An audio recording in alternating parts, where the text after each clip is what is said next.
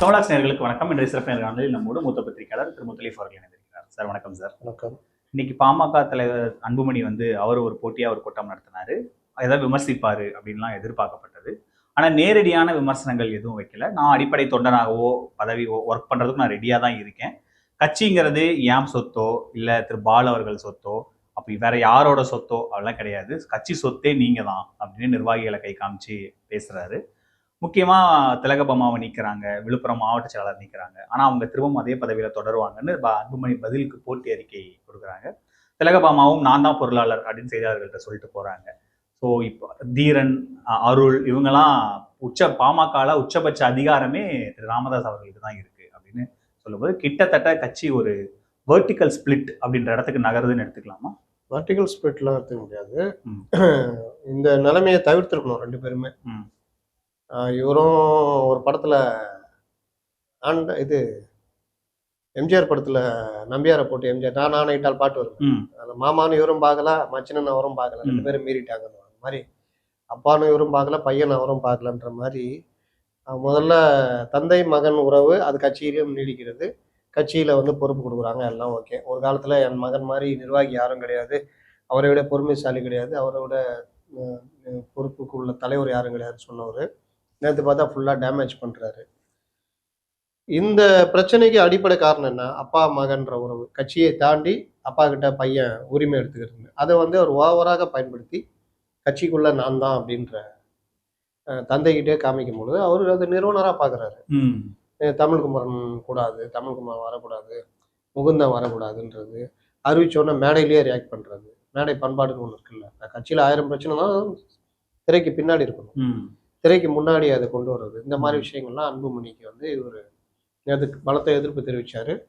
இந்த பிரச்சனை இந்த சித்திரை திருவிழாவுக்கு பிறகு கொஞ்சம் சாஃப்டாகி இணைஞ்சிருவாங்க, சீட் ஷேரிங்காக தான் ஏதோ ஒரு பண்ணுறாங்கன்னு பார்த்தா உண்மையிலேயே வெடிச்சிருச்சு. சண்டை போட்டு இப்போ ரெண்டாக போய் பிரிஞ்சு நிற்கிது.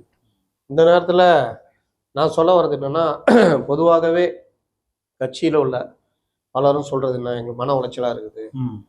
அருள் அவரை வேற பாவம் ராஜினாமா பண்ணுறாருன்னு கிளப்பி விட்டாங்க. கிளப்பி அதான் ஒரு சேனல் தான் கிளப்பி விட்டது. கிளப்பி விட்டோன்னா அவர்கிட்டயே கேட்குறாங்க, நான் அப்படிலாம் சொல்லிங்கன்றாரு. சொல்லிவிட்டு அவர் மன உளைச்சலாக இருக்குதுங்க, அரசியலை விட்டால் போகலான்றாங்க. எல்லாம் முடிச்சோன்னு ஒரு ரிப்போர்ட் புதுசாக ஆரம்பிக்கிறாங்க. சார் நீங்கள் எம்எல்ஏ பதவி ராஜினாமா, நான் சொல்லவே இல்லையங்க, ஏங்க நான் சொல்லங்கன்றாரு. இந்த மாதிரி கொஞ்சம் மிஸ் ஆனாலும் அதை வச்சு அரசியல் பண்ணுறதுக்கு நம்ம ஊடகங்கள் தயாராக இருக்குது.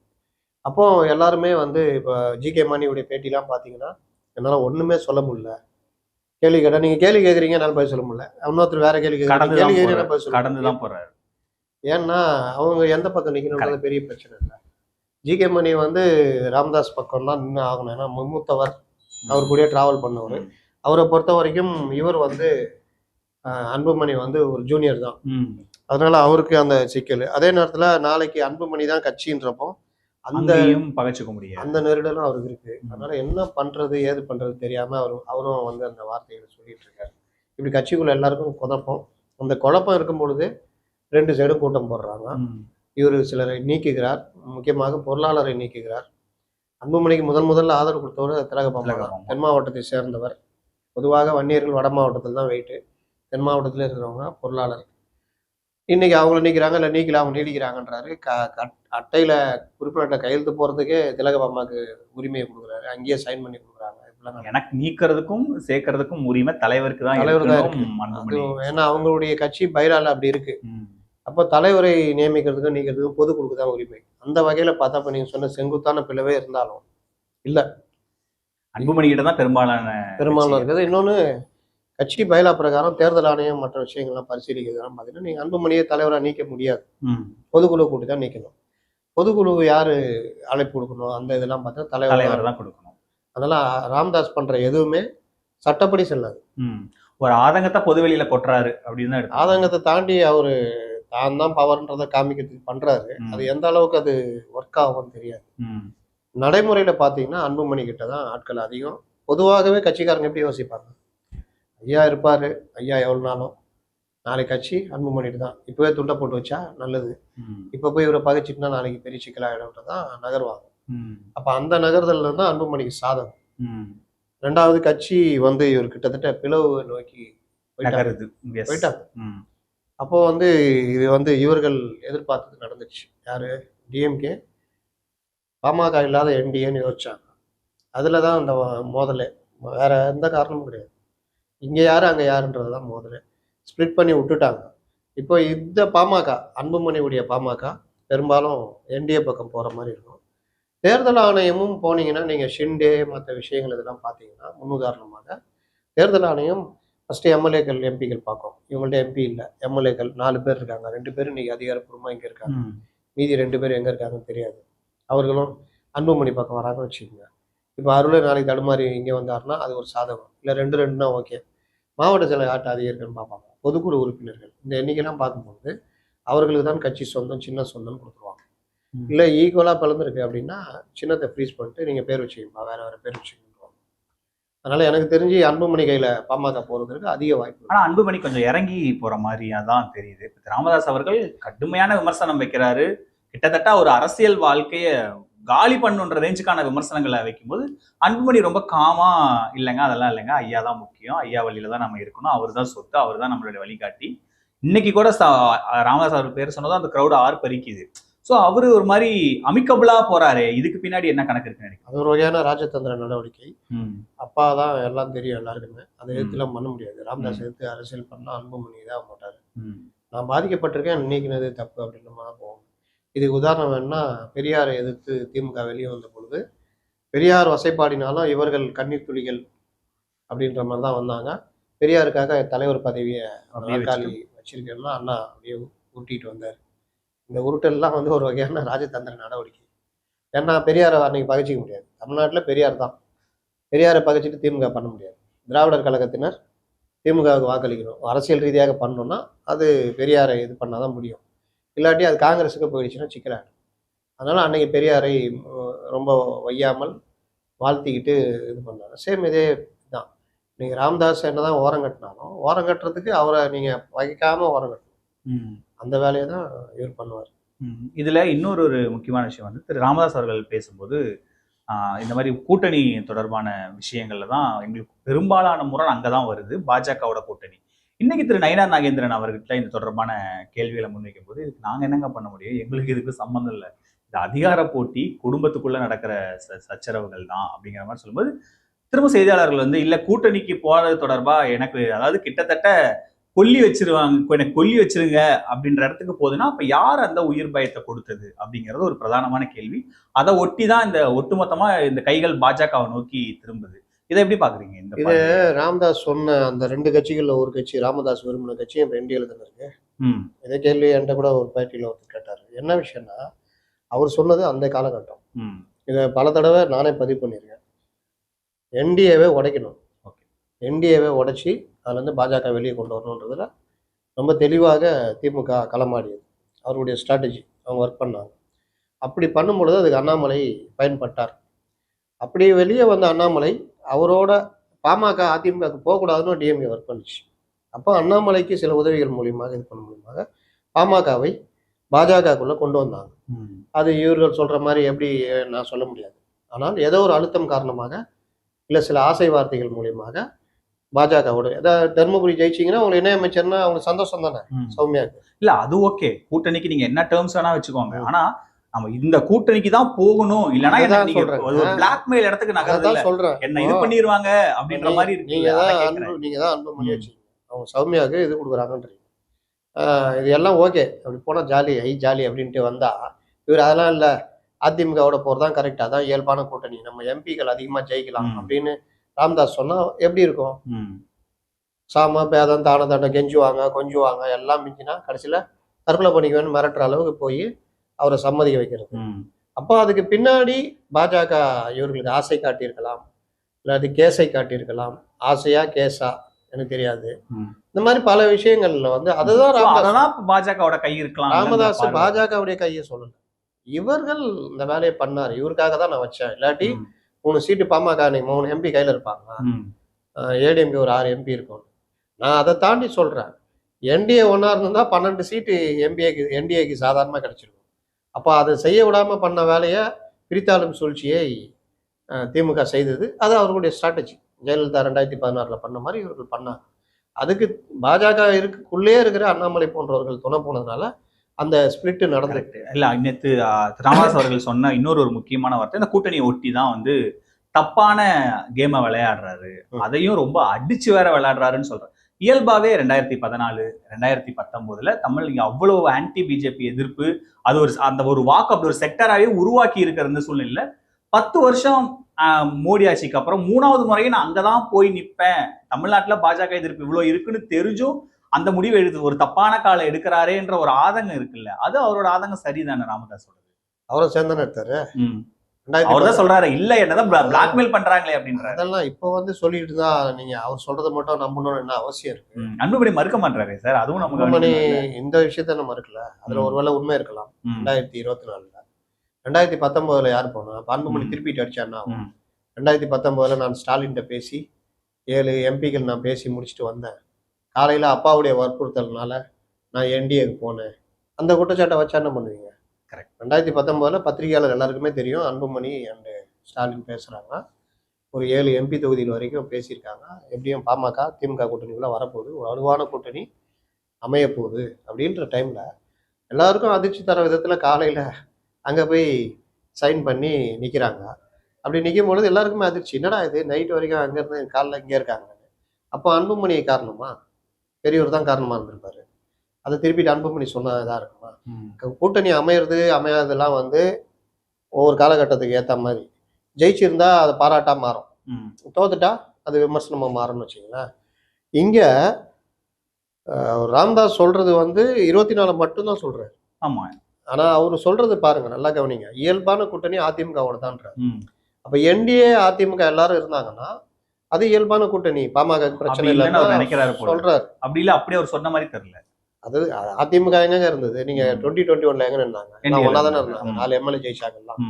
அதனால நீங்க இயல்பாகவே அரசியல் விமர்சகர்கள் எல்லாரையுமே கேட்டாலே நீங்க பொதுவா பாத்தீங்கன்னா அதிமுக விசிகாவோட அதிமுக பாமக வட மாவட்டங்கள்ல நல்லா இதை அடிச்சிருக்காங்க, பழைய வரலாறுன்னு எல்லாம் பார்த்தா. அதனால அவர் அதை சொல்றாரு. 24 நீங்க ஸ்பிளிட் ஆனப்போ நீங்க ஏடிஎம்கே பக்கம் தான் நின்றுக்கணும், அந்த தப்பை வந்து இவர் என்னை வற்புறுத்தி பண்ண வச்சாரு அப்படின்னு தான் சொல்றாரு. மற்றபடி இதுக்கு முன்னாடி கூட்டணி போனதெல்லாம் 2 பேரும் சேர்ந்து எடுத்த முடிவு தான். என்னன்னா இவர் முடிவு எடுக்கணும், அவர் தப்பான முடிவு எடுத்தா எந்த முடிவு டாமினேட் ஆகுதோ அந்த சைடு போய் நடைமுறைக்கு ஒவ்வாத முடிவுலாம் கூட எடுத்திருக்காங்க 2 பேரும் சேர்ந்து.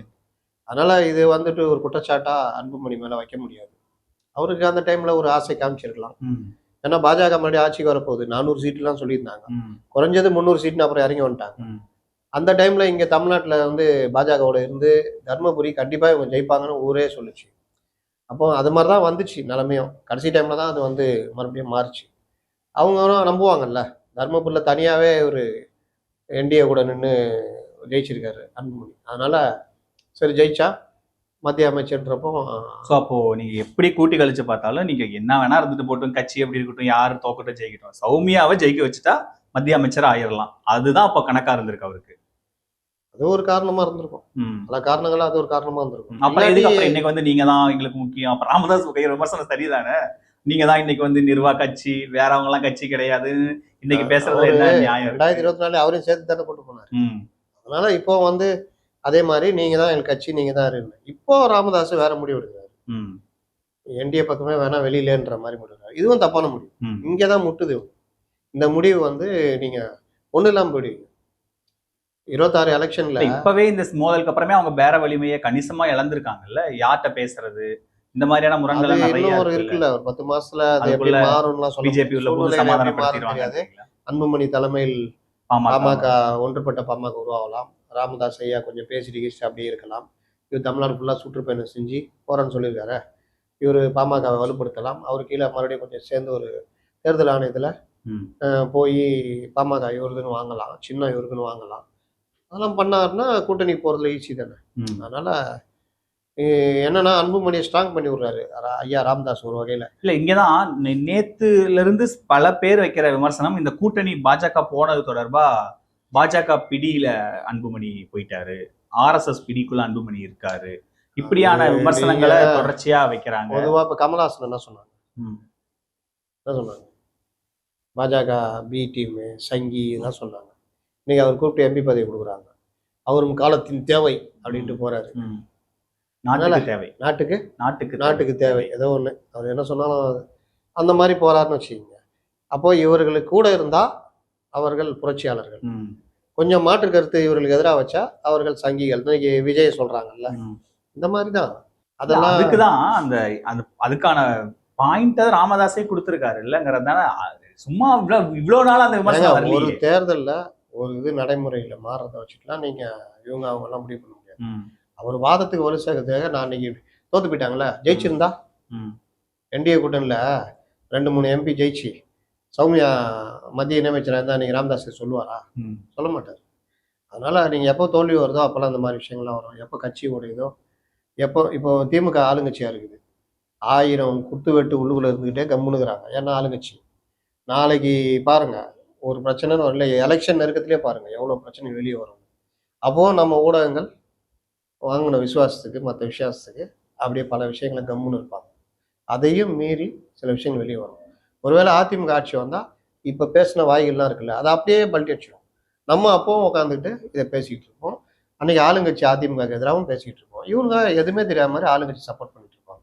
இது நடக்கிறது. அதில் ஒரு வகை தான் இந்த மாதிரி கட்சிக்கு எதிராக பேசுகிறவங்க சங்கி இந்த மாதிரி சொல்கிறது. விஜய் இப்போ சொல்லிட்டு இருக்காங்க. இதில் இப்போ அன்புமணி இன்னைக்கு பேசும்போது கூட இந்த மோதல் கிட்டத்தட்ட நீக்கிறது சேர்க்கிற மாதிரியான விஷயங்கள்லாம் வந்து கட்சி எல்லாருக்கும் ஆனதுதான் அப்படின்ற ஒரு பார்வை திரும்ப திரும்ப வச்சுக்கிட்டே இருக்காருன்னா, அப்ப அந்த மெசேஜ் வந்து ராமதாஸ்க்கான மெசேஜ் தானே? அதாவது உங்க கட்சி கிடையாது இதுன்னு சொல்றதுதான். அப்படி சுத்தி நீங்க உருவாக்குனாலும் இது உங்க கட்சி கிடையாது, இப்ப இது என்கிட்ட இருக்குங்கிற மாதிரி தான். பாட்டாளி மக்களுக்கான இது. ஓகே, அதுல நம்ம இருக்கிறோம். நீங்க இன்னைக்கு இதுனா நான் தான் இன்னைக்கு. சரி, 73,000 கிராமங்கள்ல பஸ் இல்லாத இடங்கள்ல தேடி தேடி போய் கட்சியை வளர்த்தேன். நானு வளர்த்தீங்கல்ல, பண்ண முடியாது. கூடவே அன்புமணியை வளர்த்தீங்கல்ல. அதுதான் நான் இப்ப அவ்வளவு சீக்கிரமா நீங்க ஜிகே மணியை தலைவராக்கணும்ல. பொறுப்பு யார தலைவராக்கணும் சொல்லுங்க? ஜிகே மணி தான் தலைவர். அவர் தலைவரா இருந்தாரு. அப்புறம் இவர் கொண்டு வந்து இவர் இளைஞரணியில வச்சு அதையும் அவர் சொல்றாரு, உனக்காக நான் பண்ண சத்தியத்தெல்லாம் நான் மீறினேன் அப்படின்னு சொல்றாரு. அதனாலதான் அதான் அனுபவிக்கிறாரு. ஏன்னா ஜிகே மணி ஐயா வைத்து எதாவது பண்ண முடியுமா? இவரு பண்ண முடியும். ஏன்னா ஐயாவுக்கு அப்புறம் சின்ன ஐயான்னு இவரை பாக்குறாங்க. அதனால இவர் ஐயாவை பகச்சிக்காமையா இவர் கட்சியை கையில் எடுக்கிறார். இன்னொரு ஒரு பார்வை என்னன்னா, சரி இப்ப ஒருவேளை அன்புமணி அவர்கள் இவ்வளவு அமுக்கபிளா போறதுக்கு காரணம் அந்த பேர வலிமை, கூட்டணி பேசுறது, இதுல ராமதாஸ் ஷேடோல இருந்தா மட்டும்தான் அன்புமணியால ஷைன் பண்ண முடியும், அவருதான் முன்னாடி இருக்கணும், இவரால அவ்வளவு எக்யூப்டா அதை பண்ண முடியாதுன்னு சில பார்வைகளும் முன்னிக்கிறாங்க. அதை எப்படி பாக்குறீங்க? அதெல்லாம் நம்ம எப்படின்னு ஒரு நடைமுறையில பார்க்காம சொல்ல முடியாது. இது வரைக்கும் 2 பேரும் ஒன்னா இருந்தாங்க. இப்ப இருந்தாலும் பெரும்பாலும் இவர் தான் பேசுறது, நீங்க சொல்ல முடியாது. நீங்க அதை நீங்க இப்ப முடிவே பண்ண முடியாது. அன்புமணி கையில தனியா கட்சி வந்து அவர் செயல்பாடு எப்படி இருக்குன்னு பார்த்தா பிறகுதான் தெரியும். ஒரு புஷி ஆனந்த் கையில கட்சி வந்தா பிறகு அந்த கட்சி எப்படி சிறப்பா பறந்து விரிவடைந்து இருக்கோ தெரியுது இல்ல. நீ அவரு சங்கத்துடைய ரசிகர் மன்றத்துடைய தலைவரா பொறுப்பாளராக இருக்கிற வரைக்கும் ரசிகர் மன்றம் நல்லா இருக்கு. பொலிட்டிக்கலா வரும்போது தெரியுது இல்ல. சேம் அதே தான். இப்போ அன்புமணி கையில நேரடியாக கட்சி வந்து பேர வலிமை மற்ற விஷயங்கள்லாம் பார்க்கும்போது தான் தந்தையை மிந்திய தனையன். இல்ல அந்த ராமதாஸ் நீங்க தமிழ்நாட்டுல நெகோசியேட்க்கு பேர் போனவர் ராமதாஸ், அவ்வளவு டஃப் நெகோசியேட் பண்ணிட முடியும். அவர் கூட இருந்தார்ல, இவருக்கு அந்த ட்ரைனிங் வந்திருப்பார்ல. அது நீங்க உடனே எப்படி முடிவு பண்ண முடியும்? ஒரு பொறுப்புக்கே வராத ஆள்கிட்ட வந்து நீங்க எப்படி போயிட்டு? இல்ல சார், அங்கதான் ராமதாஸ் அவர்கள் வந்து இப்போ பாஜக என்டிஏக்குள்ளேயே இருந்தா கூட வகுப்பில் மாதிரியான விஷயங்களை கடுமையா எதிர்த்து அறிக்கை கொடுக்குறாரு. டேட்டா அவ்வளவு எடுத்து போட்டு நுட்பமான அந்த அறிக்கையெல்லாம் அவரே கொடுத்தாரு. ஆனா வகுப்பில்ல அங்க பார்லிமெண்ட்ல வரும்போது அன்புமணி வாக் அவுட் பண்றாரு. சோ இப்படியான முரண்கள் இருக்குல்ல. ராமதாஸ் சில கொள்கைகள் அவர் பாலிசி வச்சிருக்காரு. நான் என்டிஏக்குள்ள இருந்தாலும் தப்புனா நான் கண்டிச்சு அறிக்கை கொடுப்பேன்ற ஒண்ணு இருக்குல்ல. அந்த கொள்கை பிடிப்பு அன்புமணிகிட்ட இல்ல. அததான் அவங்க அவ்வளவு நிக்க முடியாது, இவரெல்லாம் அவரால் நிக்க முடியாதுன்றாங்க. அன்புமணி ஒண்ணு ஆதரிச்சு போடல, வக்பில் ஆதரிக்கல. இன்னொன்னு வக்பில்ல வந்து 2 இதுவும் இருக்குது, சாதகமா இருக்கு பாதகமா இருக்கு. அதை பத்தி பேசினா அது பெரிய விஷயம். இங்க இருக்கிறவங்களாம் நுனிப்புள் மேய்ஞ்சிக்கிட்டு இருக்கிறாங்க. வக்பு மசோதா, வக்பு திருத்த மசோதா இஸ்லாமியர்களுக்கு பெரிதும் உதவக்கூடியது. இவர்கள் அதான் சொல்றேன், இவர்கள் அதை நுனிப்புள் மேய்ஞ்சிக்கிட்டு அதுல சில விஷயம் அந்த நிலத்தை எடுக்கிறது, அதுல கவுன்சில்ல நான் முஸ்லீம் போட்ட இதை மட்டும் பிடிச்சிட்டு இருக்கிறாங்க.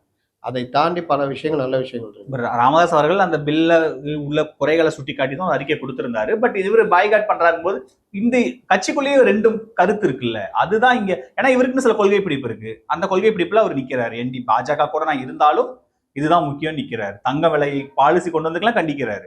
சோ அப்படி இருக்கும்போது அன்புமணி அந்த பிடிப்போட இருக்க மாட்டாருங்கிறதான விமர்சனம். சேர்ந்துதான் கண்டிச்சிட்டு இருந்தாரு. இப்ப 2 பேரும் ஸ்பிளிட் ஆயிருக்காங்க. இனிமேல் அன்புமணி என்ன அரசியல் பண்ண போறான்றதை பொறுத்து தான் அவருடைய எதிர்காலம் அமையும். ம். என்ன பண்ண போறான்றதை பார்த்து தான் அவருடைய ஆளுமை நமக்கு தெரியும். வரும்போது பெருசா வருவாங்க.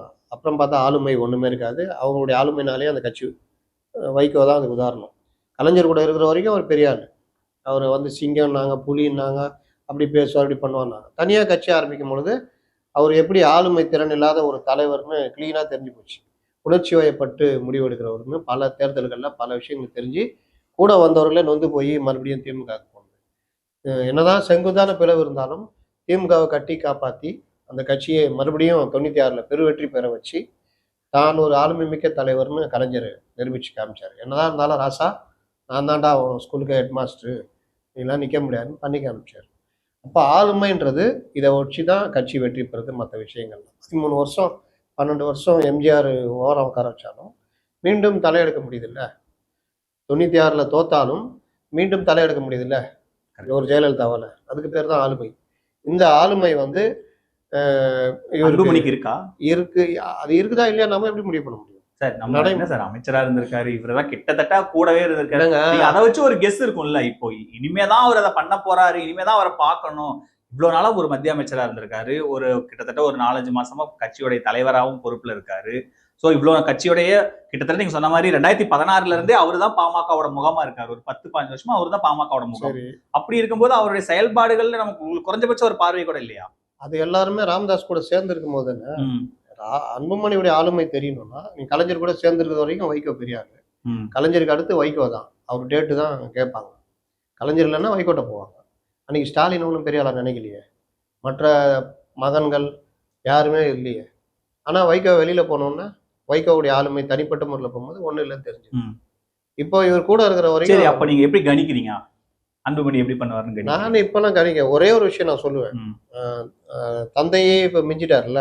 நீங்க என்னதான் அன்புமணி நீங்க சொல்ற மாதிரி ஏதோ ஒன்றும் இல்லை அது இல்லைன்னு சொன்னா கூட நீ கட்சி அவர்கிட்ட இருக்குன்னா எல்லாரோடையும் கவர்ந்து போய் நிக்கிற லெவல்ல இருக்காருல்ல அவர். ம், ராமதாஸ் வேணா, அன்புமணி தான் அடுத்த தலைவராக இருந்தாலும் இவர் தேர மாட்டார்னு முடிவு யாரும் வரலையே. ம், இவர் தலைமை கீழே பாமக விரிவடைவு தானே எல்லாம் வர்றாங்க. ம், அப்போ அன்புமணி ஒரு ஸ்டெப் ஒரு பரீட்சையில பாஸ் ஆயிருக்காரு. ம். வெளியில கட்சியில பாஸ் ஆயிட்டாரு. வெளியில தேர்தலில் நிக்கிறது, கூட்டணி அமைக்கிறது, மற்ற விஷயங்கள் கொண்டு போகும் பொழுது இன்னொன்று கட்சி நடைமுறைகள் இருக்குல்ல, தான் தோன்றித்தனமா நடந்தால் வைகோ கதி தான். அப்போ அதுலலாம் அவர் என்ன செய்ய போறான்றது இனிமேல் தான் நம்ம பார்க்க முடியும். ம். ஏன்னா முன்னாடி ஒரு வாத்தியார் இருந்து இது பண்ணாத அது பண்ணாதன்னு தடை பண்ணியிருந்தாரு. இனிமேல் அவர் கேட்கறதுக்கு ஆள் இருக்காரு. அப்போ அவரே அந்த காரை தனியாக ஓட்டிட்டு போறாரு.